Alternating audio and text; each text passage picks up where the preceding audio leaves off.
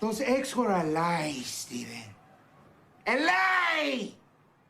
They give me no eagle powers! They give me no nutrients! Have you ever felt deceived when it comes to your food? We know we're supposed to read food labels, but even when we do that, there's so many sneaky and deceptive marketing tactics that just have vague sayings that give us an impression that we're getting something healthier or better than it really is. Some of these examples are things like heart healthy, no sugar added, no cholesterol, gluten-free, light, low fat. I mean, we've seen these forever. So I want to talk a little bit in this video about each one of these and just tell you some things to watch out for. Let me first say I can't blame any food company or marketing company for trying to paint their product in a positive light. We all do that every day. The problem is when they start to get sneaky and deceptive, trying to pull the wool over our eyes in order to make us think their product's healthier than it really is, or so we don't feel bad eating it or think we're getting some benefit that's not really there. So let's take a look at some specific examples of deceptive or misleading food labels. First of all, this is one that's been around a long time, is the word light, L-I-G-H-T or L-I-T-E. You'll see this on so many products. It could mean the weight of the product. It could be the texture, the color. It could be calories, which is what we assume, or just that it has fewer calories than another product. So a lot of times we think this word means a certain thing and it doesn't. You keep using that word. I don't think it means what you think it means. Another thing these companies do is they'll use trigger words or trending words that people are concerned about. One I get a kick out of is no cholesterol. You can only find cholesterol in animal products. So when I see years ago, during the big cholesterol craze, when people were worried about it, and I'd see bottled water that had stickers on it that said no cholesterol, it just made me laugh. It was never there to begin with. Same thing with peanut butter. Peanut butter is made out of peanut, oil, and salt, maybe sugar. There's no animal products in there, and so you don't need to brag that there's no cholesterol in your peanut butter. So that's another simple one where they do that over and over. Another example where marketers take advantage of trends is with the phrase gluten-free. Now I know there are a lot of people that have gluten sensitivity, celiac disease, and that gluten can be a huge problem for them. But there's also a big chunk of the population that's just jumping on the bandwagon trying to be healthier by eating gluten-free food.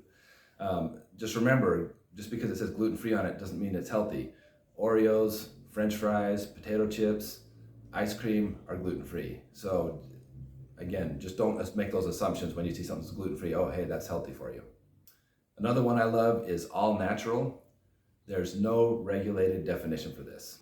And that's all I have to say about that.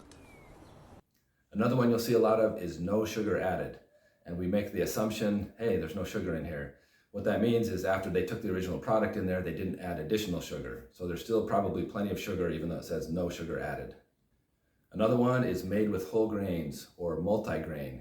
The problem with that though is it could be just a very small percentage of whole grain or multigrain material in there, and the rest can just be highly processed and refined ingredients.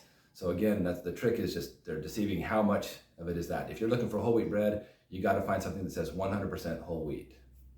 Another one you'll see is made with real fruit. And I suppose that's a good thing, but that doesn't mean it doesn't have sugar or high fructose corn syrup or other sweeteners or things in it. And so just because they have some real fruit in it, again, it's like the multigrain thing, how much is real fruit? Another one you'll see is organic. Some people choose to use organic products. They'll pay a little bit more for that to avoid some of the ingredients that might be in other food. However, if you go to any health food store, you can find aisles where they have junk food that's also organic. So just because it says organic doesn't mean it's necessarily a healthy food, depending on what it is. How about free range? Now, I don't know if this has changed, but in the past it didn't have any quantitative requirements. It just meant that the animals had exposure to outdoors at some point. I don't know if that's just off the truck through a field on their way to the warehouse where they live in cages the rest of their life or what, but again, it can be misleading. You just imagine a beautiful life on the farm and the animals talking like Charlotte's Web, having a good time, but that may not be the case. Those eggs were a lie. Now, just because a food has one of these labels on it doesn't mean it's bad or necessarily deceptive, but it means you want to look into it and get the fine print, understand the details behind the product instead of just assume it's a healthy thing.